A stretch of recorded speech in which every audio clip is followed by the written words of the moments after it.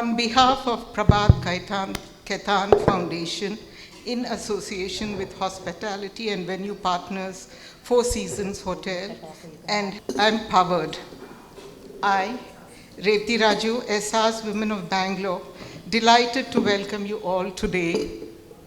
The Right Circle, an evening celebrating the beauty and power of literature. It's a pleasure to have the distinguished guests and audience gathered here today. I extend my warm welcome to our author for the evening, multi-award winning counseling psychologist, life coach, mentor, and many titles under her name, Ms. Damini Grover. It's our pleasure to have you here, Damini ji. We also congratulate you on your book, Time to Come Home, Sowing the Seeds of Self-Love for Lasting Happiness. This gathering here is a tribute to literature that has a remarkable ability to transcend time and geography, a bridge that connects generations, cultures, and individuals. This evening, we come together as a community of literature lovers, writers, thinkers, and seekers, united by our shared passion for written word.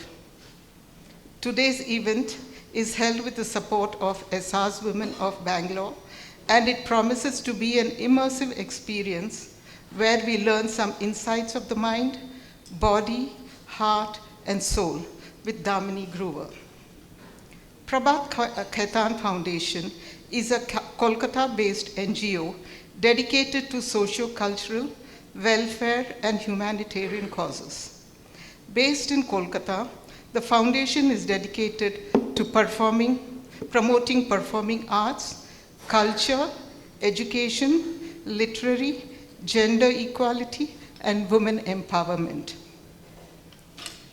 It collaborates with caregivers, committed individuals, and like-minded institutions to implement social welfare projects in India. We are currently present in 50+ cities in India and overseas. We are elated to share that 3-time Grammy Award winner Ricky Cage, the man behind the anthem and signature caller tune of Prabhat Khaitan Foundation, has curated 12 amazing musical pieces to score across video invites of events and social media platforms, as well as for pan-India and overseas communications. To create awareness in the community, we uphold one pressing social issue every month. The music of the month for March is Echoes of Exhilaration, a short, energetic piece inspired by the Tapangundi style of music from South India. Leave all your inhibitions behind and dance to this rhythm, which progressively goes faster into a mad crescendo. Now, I would like to introduce our guest author, Damini Grover. Damini Grover is an award-winning counseling, psychologist, life coach, master practitioner of cognitive hypnotic psychotherapy, internationally certified Heal Your Life teacher and coach, and the founder of I Am Powered, Center for Counseling and Well-being, Delhi, India. With 10 years of experience in the field of mental and emotional health, she has worked with clients globally and enabled them to lead more fulfilled and empowered lives. As a therapist and coach, she follows an eclectic approach that blends various therapeutic modalities. As a certified psychogeometrics, emotional intelligence, and managing with heart and mind facilitator, she undertakes corporate workshops and seminars. She has been the recipient of awards such as the Business World Future Masters 40 Under and 40 Mental Health Practitioner 2024, Vast Story Spotlight 40 Under and 40 Awards 2024, and the most dedicated counseling psychologist by Global Health Pharma UK, the best mental health solutions provided by APAC Business Awards, UK Awards UK, the Spiritual Leader Award by Art Imms Hospital, and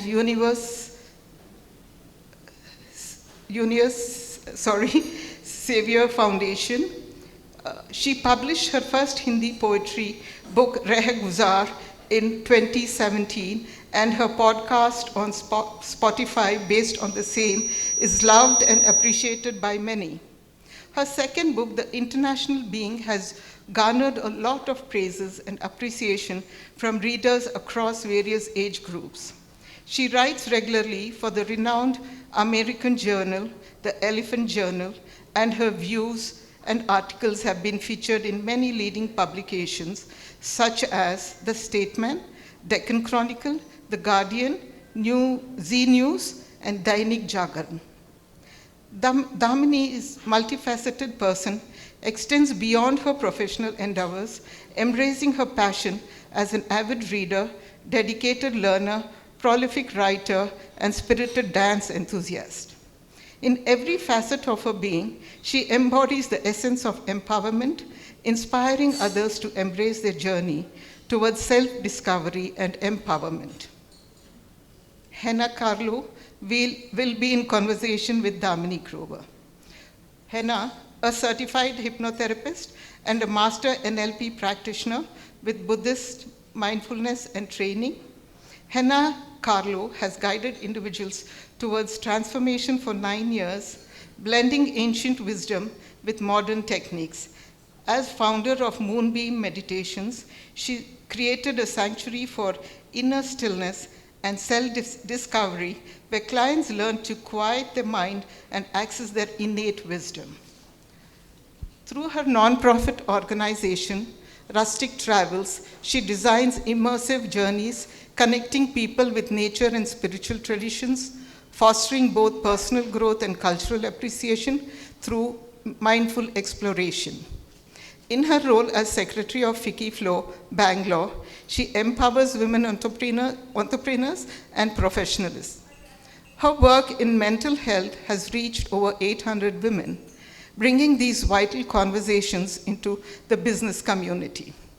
Henna believes profound wisdom lies in life's simple moments, whether through therapy, mindful travel, or meditation. Her mission remains consistent, helping others discover clarity, purpose, and balance in their lives.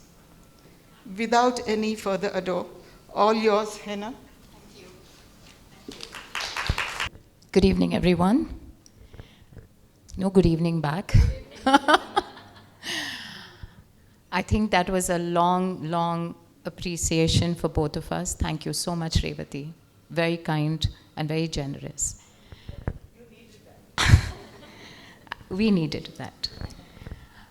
So before we start, can we just set an intent?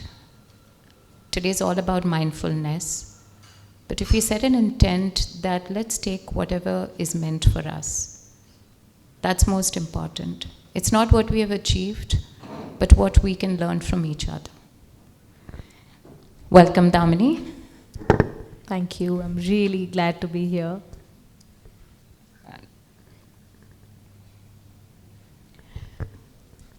So it's not about your book today. It's more than just that book, right? Time to Come Home.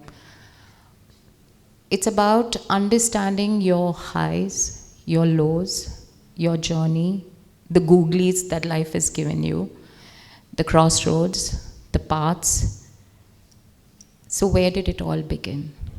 And who is little Damini before you came back home? That's a really loaded question. It began from the time I was born, actually. That's where it begins for all of us, doesn't it? So, and little Damini, I mean, I'm still little only, 4'11", still little.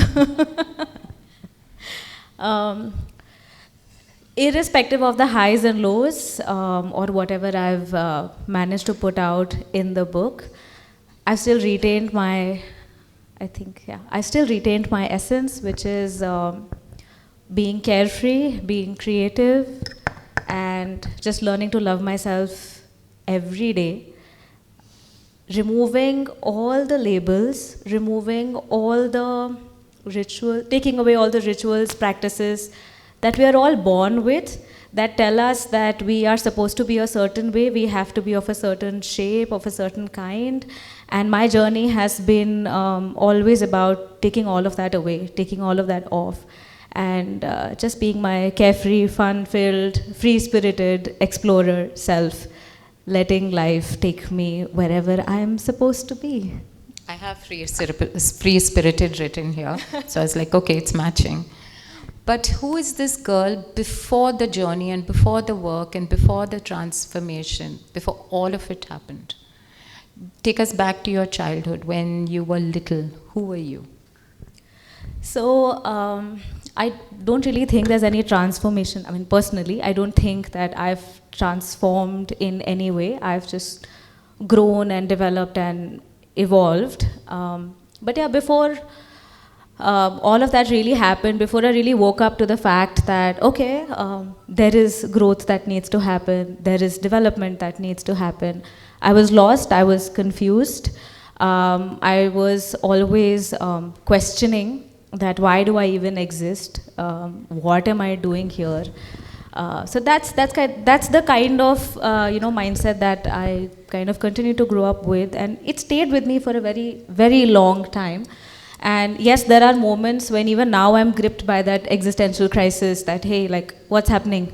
Why am I here? And I'm sure that, some of us or most of us would have experienced that at some point or the other, where your mind says, ye chal kya raha hai? Ye kyun ho raha hai? So I've experienced a lot of those moments, but yeah, before I really took on the task of working on myself, this was every day for me. And I was completely, full of doubt. I had no clue of where I will end up, or if I'll ever end up anywhere, if I'll ever make anything of myself, because fitting in was always very difficult for me. Although I tried really hard, and then eventually I gave up the struggle, and that paid off, I think. But take us through your childhood, your home, your family. How is it? How was that girl?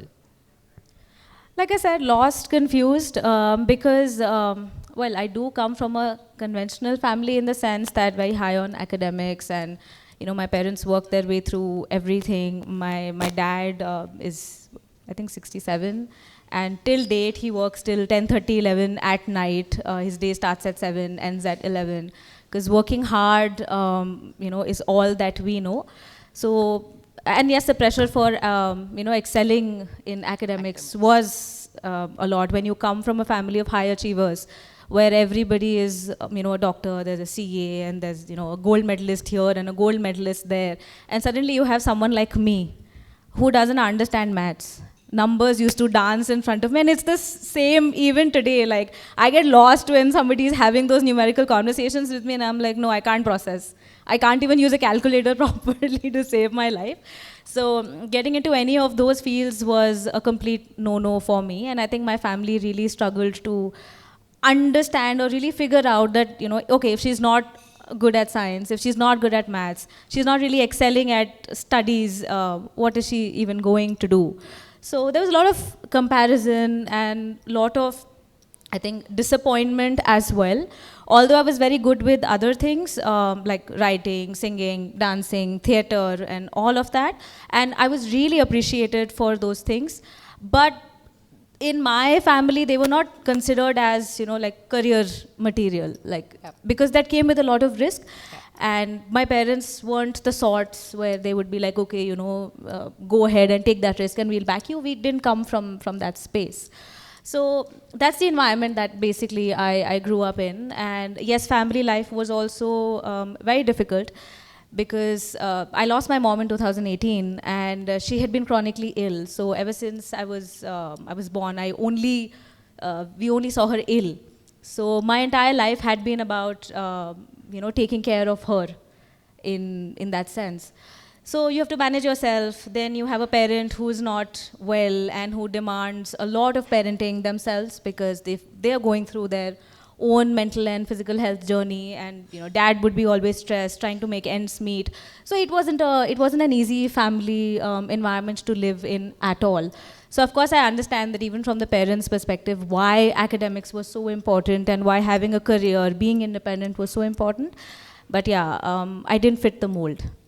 And I'm glad that things changed for me when I entered high school, because one fine day I just filled the form that said, where you had to choose subjects. So I just went and I chose humanities, because I said, I can't do science, I can't do commerce, this is the only thing left. Let me see if I can make something out of it. And back then, of course, nobody, only the backbenchers, only the kids who had no future, they would take up humanities, right? There were no career options as such. So that's how it is, and it was a shock to my parents that, okay, now what is she going to do?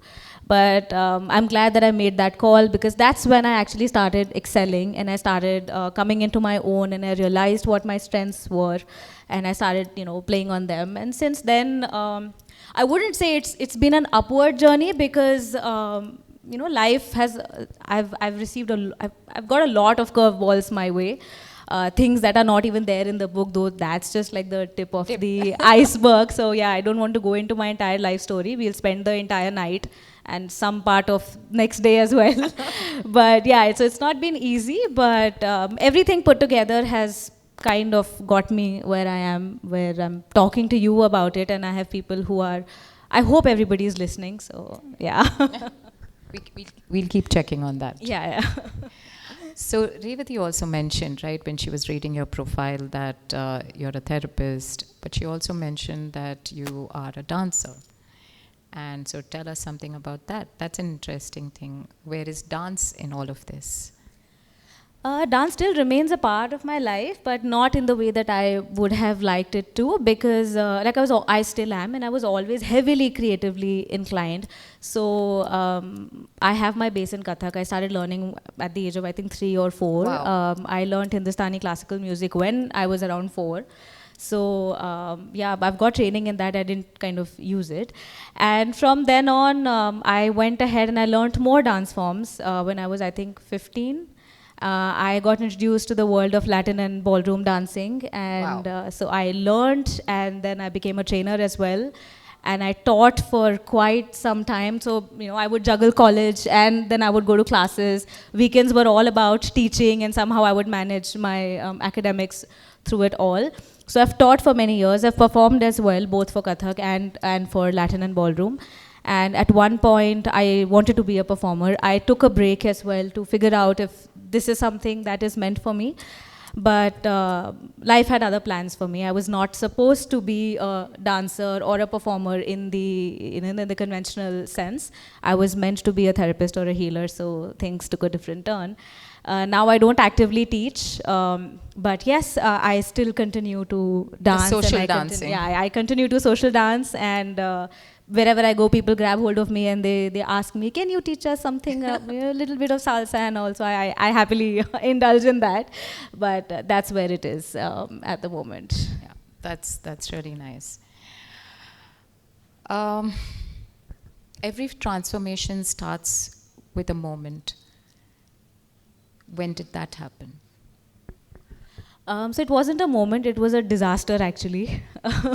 And that's, I was telling you on the call also, that if I didn't have these disasters, I probably didn't have anything to write in my book. I wouldn't have anything to write. 3 books. 3 books, yeah. So the major disaster that actually threw me into the deep end, where I was like, okay, now I really have to work on myself because something is not right, was during my master's. So I'd actually taken a gap year after my graduation, and I wanted to figure out performing and all those things. I tried a couple of things, didn't work out.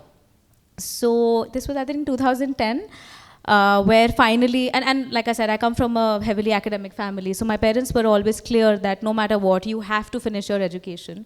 You do whatever after that, it's fine, that's your call. So I was already a year behind. A lot of my friends had actually gone abroad to do their masters, so I didn't want to study in India. So I said, okay, let me try this since it's worked out for everybody, and it'll be a different experience, and I learned dance and all of that also, so might as well. So I went to London to study.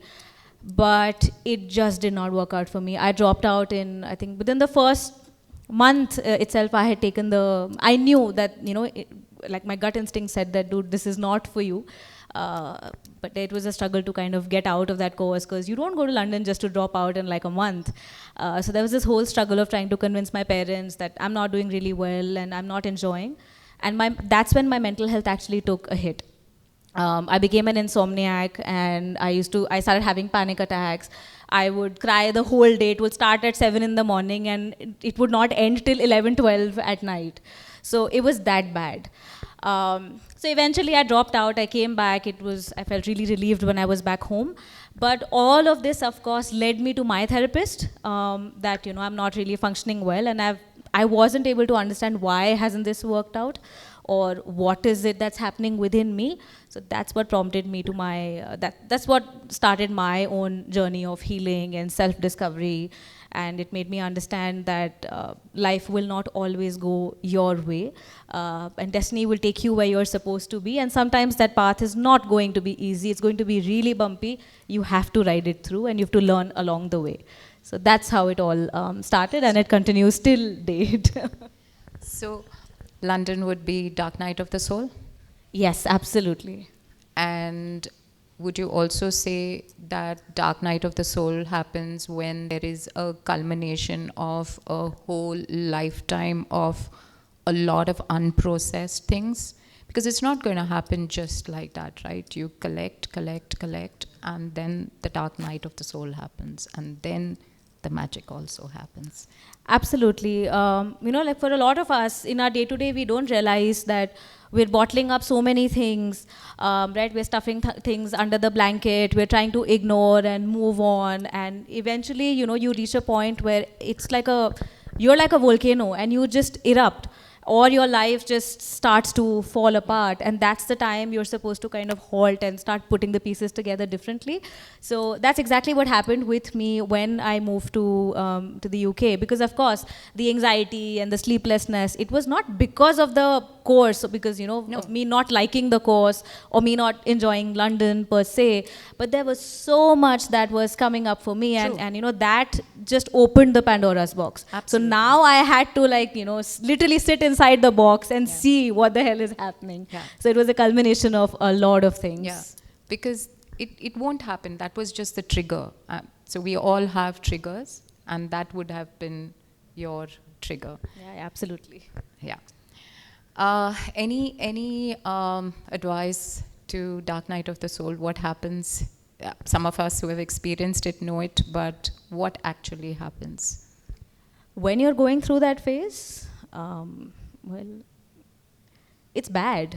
Yeah. It's horrible. It is horrible. There would be days where you would want all of this to end. You'd be like, what the hell, maybe let's think of not living, and let's see if that's going to work. It can get that bad when life throws a curveball at you that you're not prepared for. And and especially when you're really, really young, when you don't even have the tools, you don't have the mindset, you're not that mature to understand what is happening. Of course, at every stage, if you're hit by something like this, it is going to be difficult.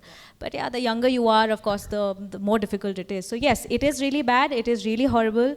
But the point is that you have to learn to ride that wave.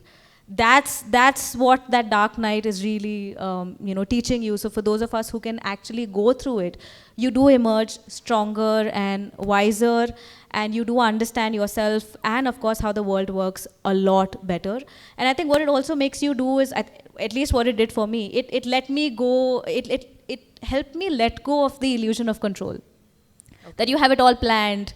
Yeah. You will be good at this, you will work hard for everything, and you will learn everything, and you're just going to go and ace it. Yeah. No, it's not going to work out like that. Life will come and show you a different picture altogether and tell you that it's time to let go and flow. So since then, I have just been flowing. Okay. So this book, Time to Come Home, you've poured your soul onto the papers. Right? You've shown your vulnerabilities. It's not easy to put vulnerabilities out there. None of us find it easy to do.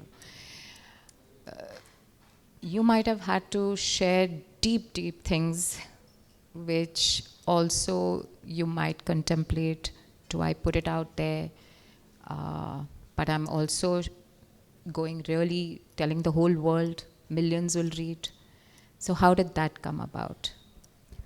I didn't even think of it like that. Okay. None of these thoughts ever occurred to me that I am being vulnerable, or how is that going to be perceived? What are the readers going to think? Nothing of that sort. Because from a very young age, I've been okay with being vulnerable with myself. Right? It's not about being vulnerable in the presence of somebody or in a group or whatever, but I'm really okay with being vulnerable. I cry my eyes out. I bawl like somebody's dead when I want to release and let go. And I break things when I'm angry in my room. I don't hurt anybody. I have certain things where, if I really want to let it out, I'm going to break those things, or I'm going to hit that pillow. So I'm okay with the emotional experience that I go through, or any human being goes through. I learned that very, very early on. So for me, this was like at the back of my hand. And plus, I work with people day in and day out, right? I've been doing this for a very, very long time, and not because I'm a therapist.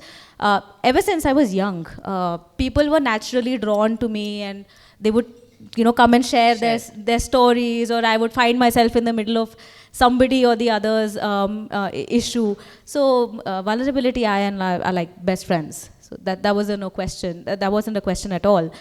But when it came to the book, like I said, because the first part was sorted, this was just a gut instinct. It was just an inner calling that I need to put it out, because if I can do it, and of course, there's a lot of help that I've also taken. Yeah. I'm not here completely on my own. Nobody's anywhere without anybody. So I've also got the kind of support that I needed at the right time.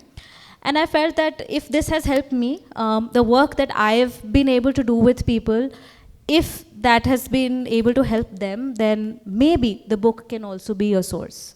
Yeah. So it was just about creating another source where whatever I have learned, if I can just put it out there. So it just flowed. It just flowed. All right. You just mentioned that you have some tools in the room when you're angry. To just share, can you share some of them? What is it? So it might help all of us. I have a pillow. Scream into that pillow. So there must be some stuff which you do also. So do you want to share? What is it? Absolutely. So I think the premise is that majority of us are not okay with our emotional experience. We think that it's bad to show emotions, and you should always present a good face, like a smiling face, and be strong. Don't show anyone that you're sad, or you're feeling disappointed, or you're feeling lost, confused, you don't know what to do. Like, don't ever show that to anybody. And that's where we go wrong, because we are emotional beings. The entire emotional experience is programmed in us. It runs in our body. Your brain is literally processing all the emotions and sending them down, into your bloodstream. So you can't let go of that.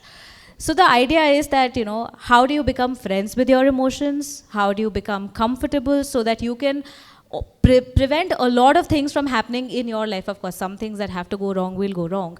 But whatever you can, you do it for yourself. In that regard, when it comes to anger specifically, for a lot of people, of course, they struggle with expressing anger because it's considered as a not so good emotion. In a lot of families, the expression of anger is either restricted, you're not allowed, or it's very loud. It's very, very aggressive. And it has to be on the person who has hurt you or who has disappointed you. Like, it has to be directed at someone. But the thing about any emotion is that it only needs a channel. It doesn't need a person. It only needs a channel. So if I'm feeling angry, I can let it out on a pillow. Like, you scream into a pillow, I scream into a pillow. I have cushions that I throw around here and there. In school, of course, school or college, when I was learning to manage myself, I would always have these vases that I would keep in the room, like really ugly looking vases that nobody would, ever even bother about in the house, and somebody's gifted them, or, my mother decided to get something, and I realized it's really rubbish looking. I don't want her to place it anywhere, so I would, pick it up and put it in my room. And whenever I would feel really, really angry to the point that I wanted to let it out, I would break it, and then I would clean it up and throw it, put it back again. So the point is that you give your anger a channel. In fact, at one point, I remember I must have been in 7th or 8th, and once my dad told me that, if you're, I told him, I said, something happened and I was feeling really, really angry. I was like, Dad, what do I do? I'm feeling really angry. So he said it in Hindi, कि एक काम करो, छत पे जाओ और जोर से चिल्लाओ.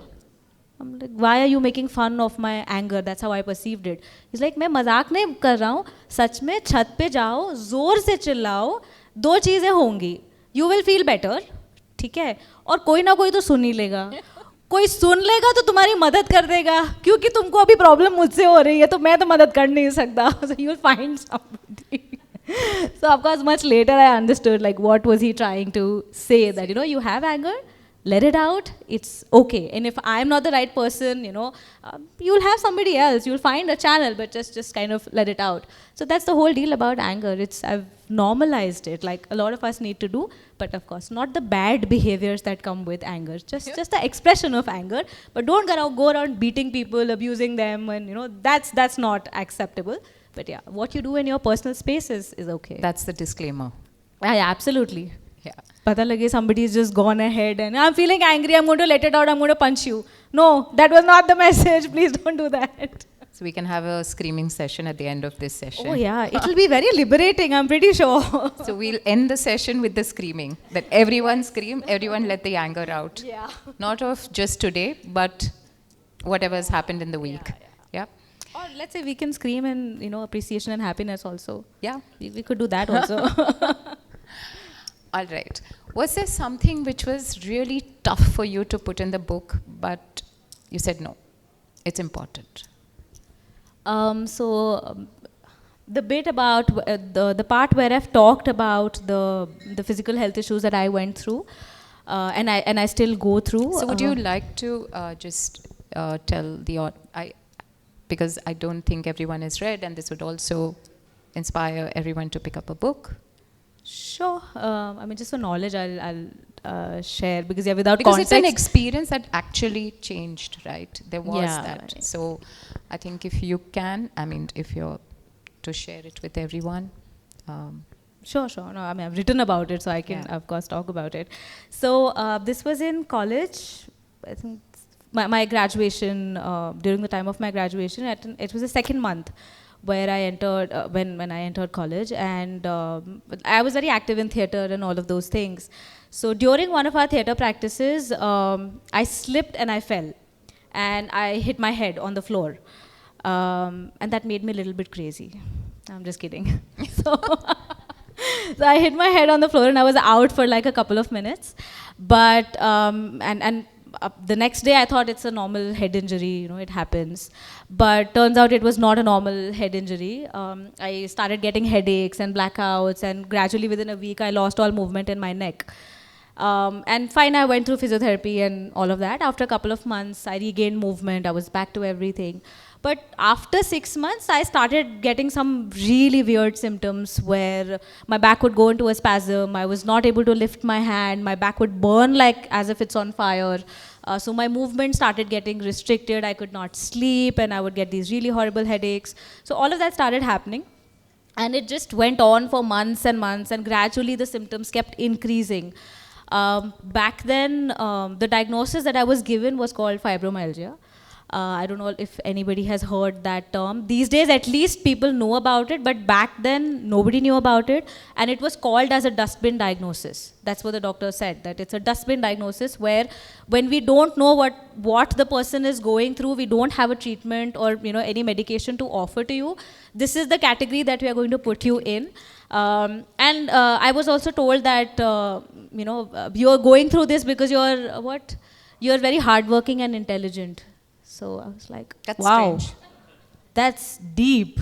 and that's a huge price to pay for being hardworking and intelligent. So those are the kind of things that I was actually told. And because of that, basically my entire upper back got affected, and I could not write, I could not eat, I could not sleep. And because I did not get any kind of support for a very long time, for good, I think 7-8 years, from 2006 till about 2013, there was no diagnosis, there was no treatment, so it kind of impacted my entire back, my legs. I lost movement. I was pretty much on the bed. I don't know how I completed my education. I have no idea about that. But so that's what happened. And of course, that brought with it a lot of other health challenges and mental health issues, which again, I had to work on. So the point is that it's very difficult for me to explain what happens, or how am I functioning with these issues, or what are the dysfunctionalities that come with it. Like only I know what I experience. And so initially it was of course very difficult to talk about it, but now I've been living with it. Like I've made friends with it, so it's fine. And as long as I'm normal and I'm functioning, it doesn't really matter what label is there on me. But yeah, putting it in the book was slightly challenging. Like I thought a couple of times about it, that can I give it another spin? Can I just let this part go? Or can I just put somebody else's story in it just to connect the parts? But it didn't sit well, and it didn't feel authentic. So then finally I decided to go ahead and I put it out there, that as long as it helps people connect certain dots, and it also normalizes the fact that people who talk about, this is the feedback I've got. Yeah. People who talk about self-love, or whatever information we have about self-love, seems like it's coming from a higher plane. That you have to be operating at some higher frequency that you can only aspire to reach, or you have to be like a big self-love guru, or you have to attain some kind of a peak to be able to talk down from there. But that's not how it really is. It starts right from the day you're born. It starts right from the first word the thought or the word that you have for your own self. So the whole idea for me was to normalize that, hey, if you have to love yourself, you have to love yourself with everything that comes with you. You are a package, so you will have good things, you will have amazing things about you, but you will also have things that you may not like about yourself, that you may really struggle with. It could be a health issue, it could be a bodily issue that you may be going through, it could be something about your career, something about your relationships, anything. But you have to accept yourself as a complete package, and then see what is it that you can do for your growth, for your evolution, to make your and other people's lives better. And that's why whatever little bit I could put in the book to make it normal and human, and to say that, hey, even I've gone through my own stuff, I've done the work, so I kind of know what I'm talking about. That's why I put it there. So the book also carries a lot of your client stories. You've kind of woven it together. Can you share some stories which transformed you? Clients that came to you and you were like, wow, I need to learn from them. I don't mean to sound pompous at all, but no client has transformed me. They have impacted me. Yeah. I have of course learned a lot of things from them, from their strength, from their resilience, from the kind of backgrounds that they come from, the challenges that they have handled. But they haven't impacted me. They haven't transformed. They've impacted. Yeah. There are stories that I have taken back with me. So can you share some stories that with our audience, some client stories that have made you stand back and say, wow? There would be a lot of them. Actually, my only worry is that No names, just stories. So, like I said, there are a lot, but there's one that it happened in the beginning of my career, and it stays with me till date. So there was this young girl who came to me. She must have been around 26, 27 when she came. And I'm talking 7-8 years ago. And she was in a not so good marriage. It was a love marriage. but it didn't go very well, and those guys were having a lot of issues. And she was on the verge of kind of moving out of that marriage. Now, she was the only breadwinner in her family. She had a younger sister and a mother that she was supporting. And in her marriage, turns out that she ended up supporting her husband as well, and a lot of other things that were going on. But at that time, she was in the process of, so one decision was, should I stay or should I leave? That was one thing. And along with that decision came another decision, that she was pregnant. And she had just found out that she was pregnant. And she was in no position to, in her own words, or where I'm telling you from her perspective, that she didn't feel that she is ready to take care of a child. And financially, That was her reality. yeah, that was her reality, right? So it's not, this is not my perspective, this is her perspective, that she didn't feel ready to take care of a child. Of course, it just happened and she was caught unaware, right? But here she was moving out of her marriage. She had 2 people to take care of. Thirdly, finances were a huge issue because she was not doing very well herself. So she had to fix her finances and all of that as well. Along with that, now there was this new life. And her husband. Yeah, and her husband. So her dilemma was, should I become a mother or should I not become a mother? What do I do with the child? I don't know. She did take a decision, after whatever deliberation and whatever work that she had to put in on herself. But I can't even imagine how difficult it would have been for her to be in that space, for a mother to decide, do I keep the child or not keep the child? I don't know how that would have been for her. And it haunts me till date. I don't know how she arrived at that decision, but it's commendable. And then, of course, she's gone ahead and created a wonderful life for herself. But she did go through a lot at that point of time, and with little or no support from people around her. So that for me, that'll always stay with me. All right. Can you tell us what is the one myth that you will debunk on therapy? Well, there are lots of them. One, you have to be crazy or mad or weak, or something has to be really wrong with you to come to therapy. That's how a lot of people think, as if there is some hocus pocus, there is some, voodoo happening in therapy. Because there's a lot of stigma. Exactly, right? exactly. And of course, I don't blame people as well, because everything evolves from somewhere, sure. Right? We also evolved from apes. So therapy also evolved from somewhere. But yeah, that's a myth, that's a stigma, that something has to be really wrong with you. And that's what stops people from reaching out for help and from doing that work, but that's really not what it is. The point is not that something is wrong with you, the point is something is happening within you or in your life that you're not equipped to handle. Maybe you don't have the mental, physical, the emotional resources.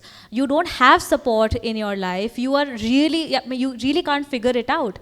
And that's a part of being human. Nobody has it all together. Even the world's best therapists, coaches, healers, nobody has it together. Life happens to everybody. Everybody has their channels and means of growing, and you have to learn. Life will teach you something or the other in its own way. So it's just about understanding and accepting that, okay, some things are beyond my understanding as a human being, and if there is somebody who can hold my hand and guide me through it, then why not take the help? You go to a doctor for the slightest of aches and pains that you have, or the slightest of symptoms that you have. Why not go to somebody who can help you to lead a better life? Even therapists go to therapy. I go to therapy. It's been 12 years. I've been troubling my therapist ever since. She loves it. I love it. We also need to trouble people. Yeah. So what is the common mistake people make when they start their inner work? Now somebody has reached a point where I need to go for therapy, and they have started. So what is the common mistake people do? I mean, I've seen in my profession, when they come, people come for 1 session, 2 sessions, something heals. Yeah, that happens. So what is it for you? So it's the same, whether it's therapy or any alternate modality, in my opinion, everything is working for you. It's just what approach works for one person and for another. And yes, for certain things, alternate modalities would work. For somebody, therapy would work. So it's a channel, number one. Yeah. Number two, answering your question, the mistake that most people end up making, and even I did that, expecting it to be a quick fix. Yeah. That the therapist or the healer on the other side is a godsend, and they have a blueprint of your life. They have all the answers and they're going to give it to you. So the question paper with the answer sheet is with them, and you just have to take it and memorize it, and that's it. So no, there is no quick fix, and nobody has all the answers. The work that you put in on yourself is to find the answers, and they're all within you. You'll figure it out. So one, it's not a quick fix, and second is you can't rush it.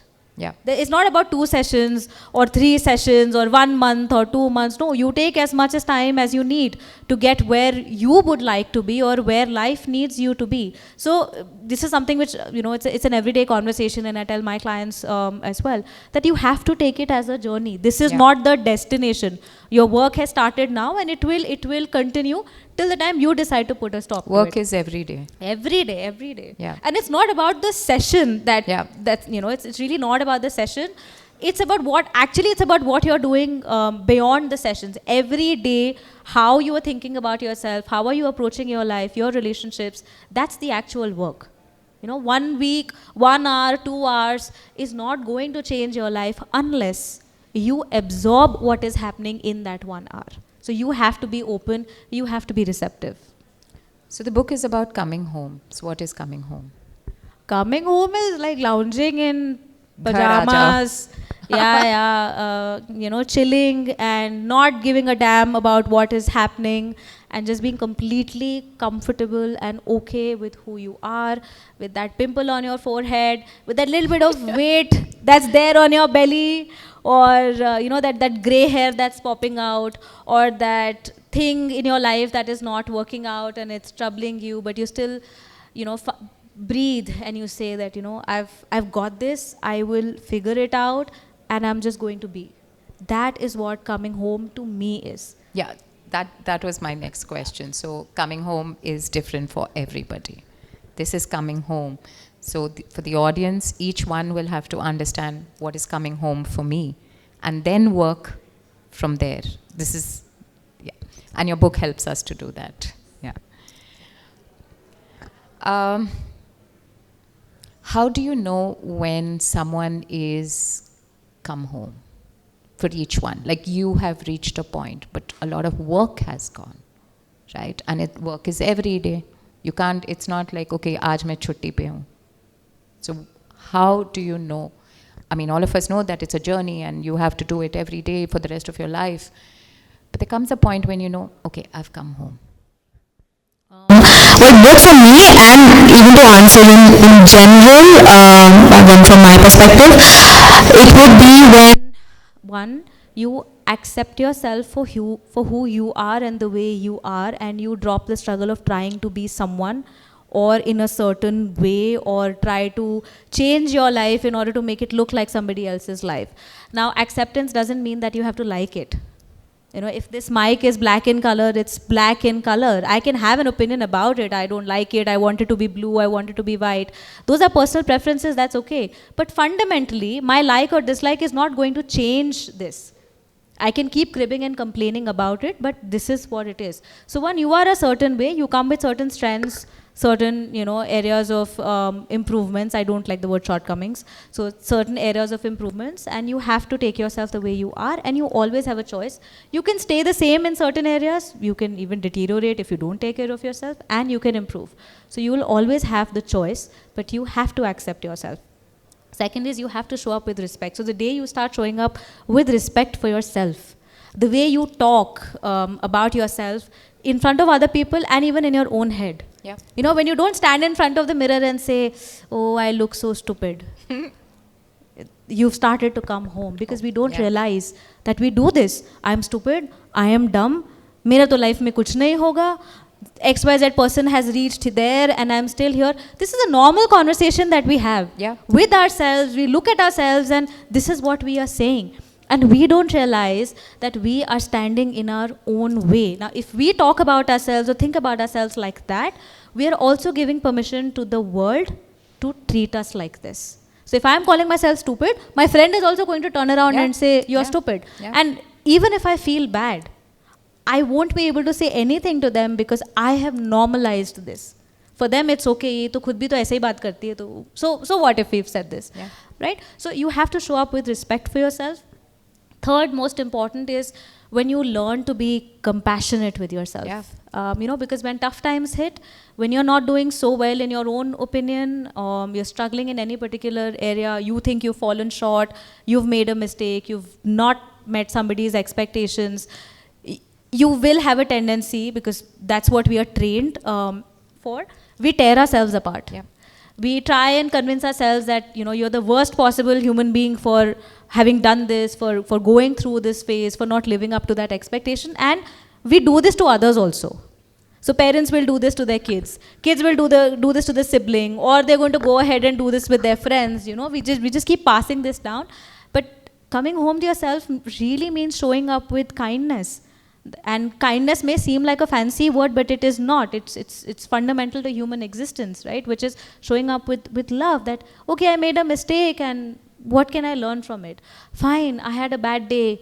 Fine, I couldn't do this. It doesn't mean that I'm a bad person. It doesn't make me dumb, stupid, useless, good for nothing. No, it doesn't make me any of those things. It doesn't make your kid any of those things. It doesn't make your spouse, your colleague, or anybody any of those things. So you show up with respect and you show up with kindness for yourself in those moments when you're struggling. It's only then that you will be able to tide over and actually do something in those moments. Otherwise, you're just struggling and going under. I think these three things for me are really, really core to coming home to yourself. The language we talk to ourselves and what we reflect is what will reflect on our ecosystem also. So if we are compassionate,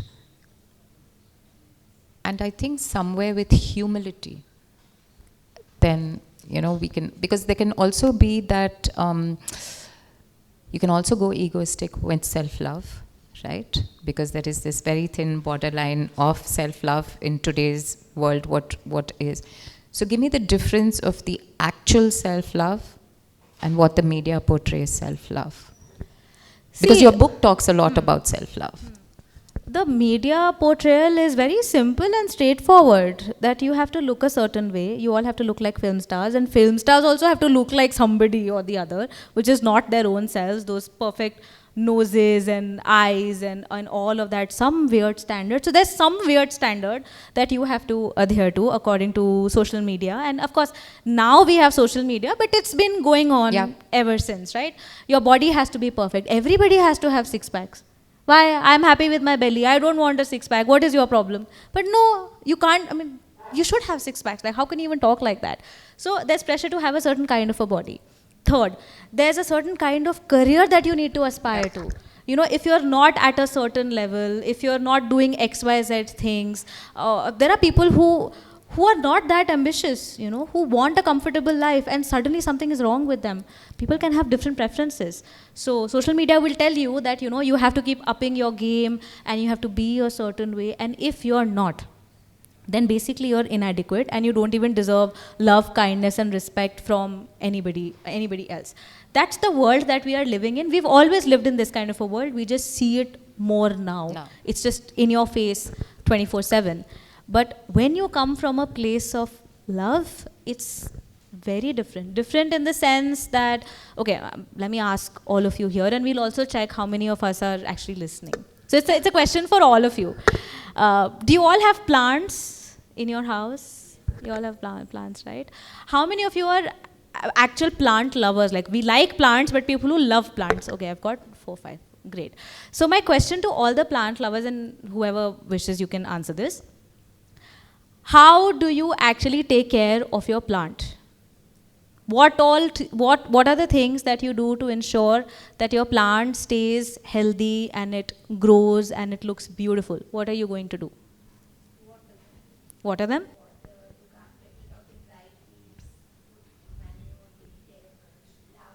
Love. So it's like a ritual that you have for your plants, right? Look at the glow on her face. I mean, people, I don't know, people at the back can't see, but ma'am is smiling. Her eyes are bright when she's talking about taking care of her plants. And I'm sure that, I'm assuming that as you're talking about this, you're even thinking of maybe a particular plant or a couple of plants that you have, right? Tell me, when you are taking care of your plants, have you ever stood in front of a plant and say it's a rose, right? Have you told that rose, how I wish you were a lily? Have you? It sounds so strange, right? Yeah, a rose is a rose, and a rose needs a certain kind of a care, right? So let's say if, I don't know much about plants, right? So let's say a rose is an outdoor plant. What would happen if you keep it indoors? It'll die, right? It won't survive. So there's a lot of thought that goes into the kind of care also that you are giving to a particular plant, right? And when you are engaging in that act of nurturance and care, you see, love is flowing from you. You don't have to do anything. It's just flowing from you. You're smiling, your eyes are bright, your body language it's expansive, right? You're thinking and your feelings are really good. All that is love. You just have to take all of that and give it to yourself. Treat yourself like a plant. That's all that love really is. So we are not talking about being a certain way. We are not telling the rose that, hey, be a lily. But that's what we do to ourselves. We don't stand in front of that rose and, tear it apart petal by petal. This is not good. This petal is too short. This is less pink. This is more pink. Let me kind of keep taking it out. But we do this to ourselves. And that is not love. We're not standing in front of the rose and saying, hey, you're so inadequate. You should have been a little taller. You should have been a little fatter and thicker and fuller. You're not doing anything of that sort. You accept it, embrace it, just the way it is. And every rose looks different. Every carnation looks different. But we're not doing this to that when we're coming from a place of love. You have to take all of that and put it inwards. And when you do that, whatever the hell is happening on social media, however somebody's nose looks, whatever career level they have reached at, it will not bother you. And it's a journey. It's going to take time. You will have your moments, yes, when you may feel that maybe I could be a little more pink. Maybe I could be a little taller, and all of that. But through the regular work that you put in on yourself, like ma'am said, that you have to do it every day. You have to show up for that plant every day. All those moments will also begin to fade away. That is what coming home, that is what really loving yourself means. It's nurturing yourself the right way, giving yourself the right ingredients at the right time. So don't put an outdoor plant indoors and expect it to survive. Right? That's all that there is. Let's wake them up a little more. Who's left-brained? Show of hands. Analytical. No one? Everyone is right-brained? Who's left-brained? Put your hands up. Only one. Okay. All right. So who's left-brained and who's right-brained? Higher. All right. So the ones who are left-brained think a certain way. Their process is a certain way. The ones who are right-brained, the process is a certain way. So how would healing be different for them? See, eventually... because it's not Dolo 650, right? Yeah, absolutely. So healing is, the end result is the same. But the process. Yeah, I'm just coming to that. So the end result is the same, where you have to reach a certain, for the lack of a better word right now, I would say a destination where you learn to build that relationship filled with nurturance for yourself. It's just that when we're talking about, so left brain and right brain simply means that some people are a bit more on the logical, rational, analytical side, and they've not really learned as yet to tap into their feelings. And there are some people who would be a bit more heavy on the feeling bit, sometimes not being able to understand the logic and rationale behind things. So the approach is different in the sense that when, at least when I'm talking to somebody who I can clearly see is very logical and analytical, and they need a breakdown of things, they need to understand why something is happening, why it's not working, why should I do this, why should I even do healing, why should I even get into my own inner work. Just give them a lot of whys, help them to see the connections, help them to understand the, you know, the logic behind everything. So the conversation for a very, very long time is going to be very logical and rational. And slowly, slowly, the idea is to move them to a more emotional space. Through the logic, help them to connect with their emotions. So once they understand why emotions exist, what am I supposed to do, the shift is going to take place. And when somebody who's a little bit more, you know, creative, out there, don't understand a lot of logic, for them, it's the channel is through their feelings. Help them to tap into their emotional world. No logic, no reason, just what is your emotion trying to tell you. Let it out, and slowly, slowly, they on their own start to see the logic of things. So it's just the approach is different, but everybody has to get there eventually. No, so this was for everyone, because there is left brain and right brain, so that there is an understanding that therapy is good for everybody. It's how you approach it would be. So what about spirituality in therapy? How do you see spirituality being a part of therapy? I can't speak for every therapist because there are different approaches, right? And for a lot of therapists, spirituality or alternate modalities are different from the therapeutic work that they do. But it's not the same for me because my journey has been both therapeutic and spiritual. I've worked with different kinds of people. I've learned a lot of things. Not just from my therapist, but people who follow other modalities or who've learned from different sources, right? So my work integrates all of that. Many times I'm able to give them a perspective, and I give them a disclaimer that this is not a therapist talking. This is really coming from a different space. So just kind of stay with it, and you'll see things unfolding, and eventually, of course, they understand that. So in my work, spirituality does play a huge role, because I don't look at it as spirituality versus therapy. It's healing, it's inner work. These are all different ways, whatever works for you. If I have some knowledge that I can share with you, I will do that. If I have to guide them to somebody, I will do that as well. So for the hardcore who don't believe in therapy at all, it's fine. Chalega. You'll come home, fir bhi kaise bhi. Chalega. See, therapy, healing, these are all just means to an end. They're not ends in themselves. Right? So if somebody doesn't believe in therapy, if they think that therapy is not for them, it's fine. What matters, at the end of the day, these are just helping you to understand yourself better, create a better life for yourself, and help you evolve. If there are other things that are helping you to do that, or if you by yourself, of course, you feel yourself sufficient and you can create your own way, go ahead and do that. I have never, nobody has ever convinced me for therapy, and I don't go around convincing people for therapy. I tell them the logic, and then it's up to them. So if it doesn't work or if it doesn't resonate with you, it's fine. As long as you feel in control, in charge of your life, you feel good about yourself, that's all that matters at the end of the day. Yeah. So, just going to give you some things. So if your book was to whisper one thing to the audience, what would it be?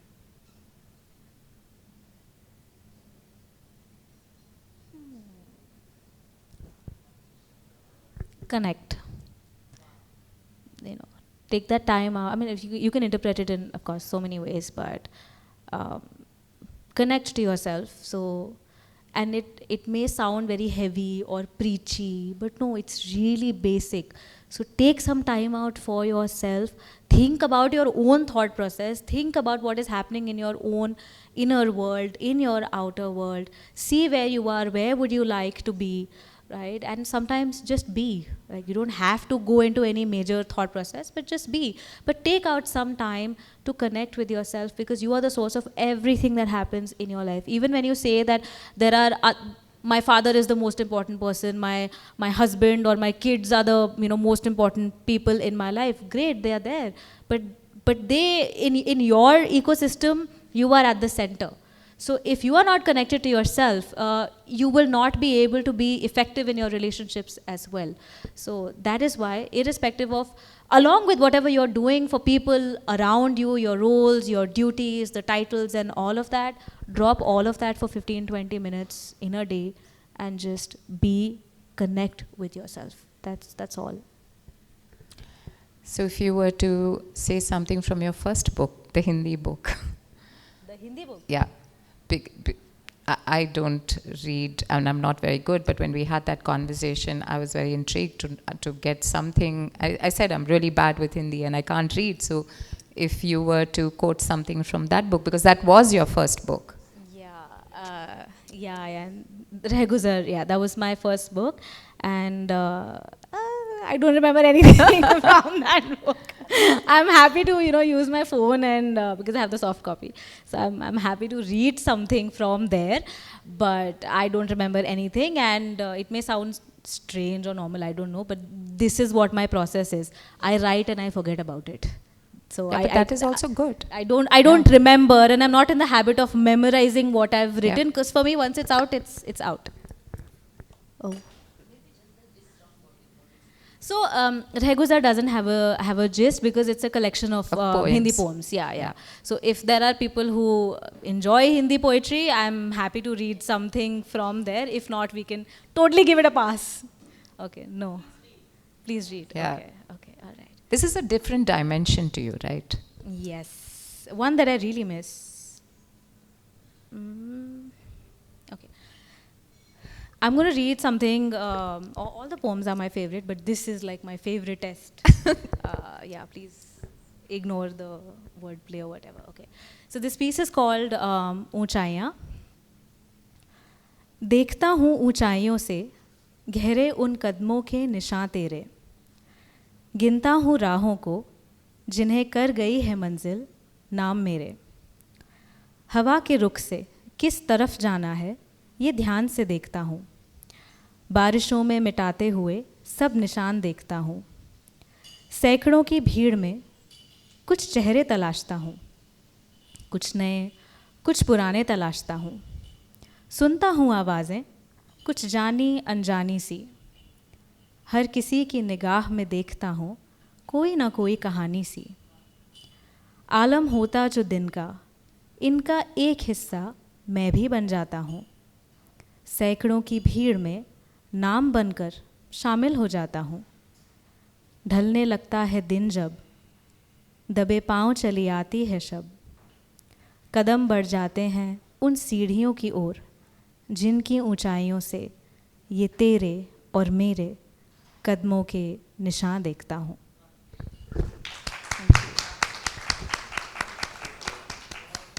Thank you. We'll open it to the audience.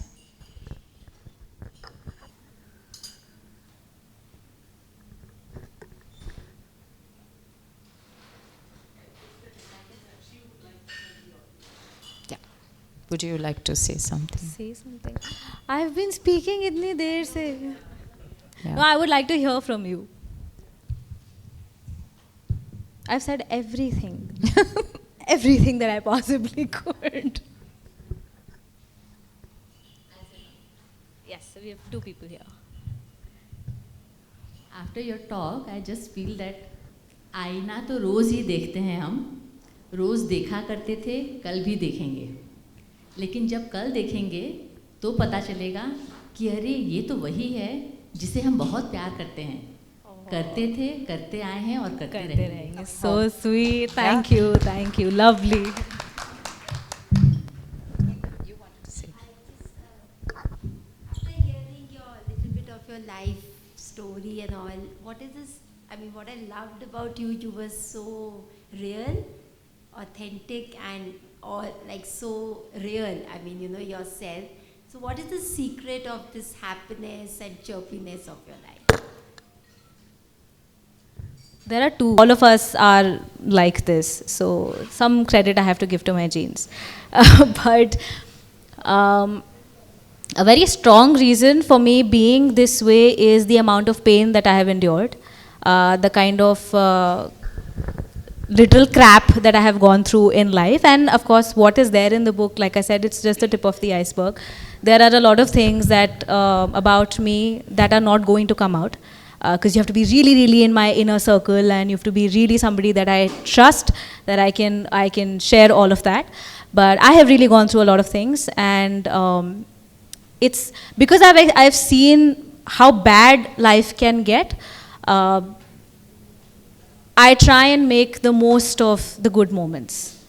So I don't carry a lot of things back with me. I try and let go of whatever I can in that moment. Of course, there's a lot that I'm still holding on to, or I will continue to.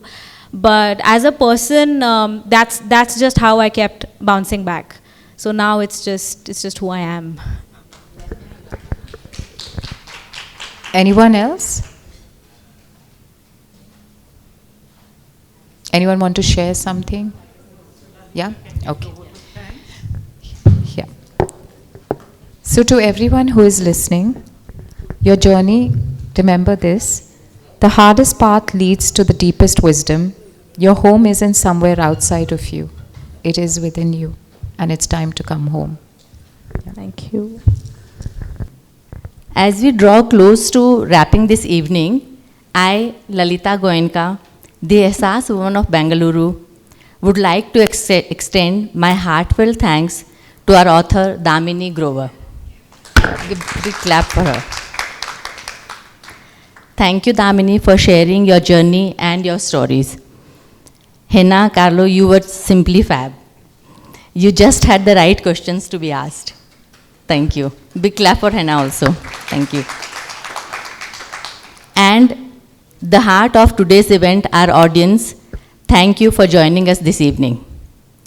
I also extend my heartfelt thanks to our association with Four Seasons and I Am Powered. Prabha Khaitan Foundation promotes cross-state cultural understanding and appreciation. A mosaic of cultures forms a backbone to our nation, contributing its vibrancy and richness. This is to support our ongoing efforts to foster unity and appreciation of the rich cultural heritage across India's diverse states.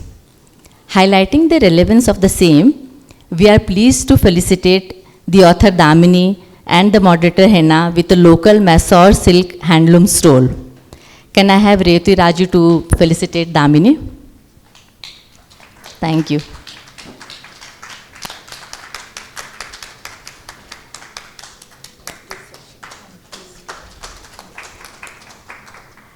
I would like to felicitate Henna. Thank you.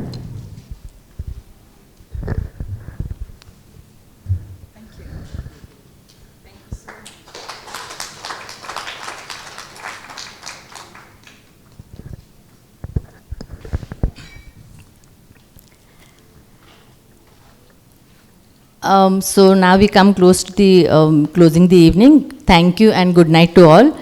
Do feel free to pick a complimentary copy personally autographed by the author before you all leave. Thank you.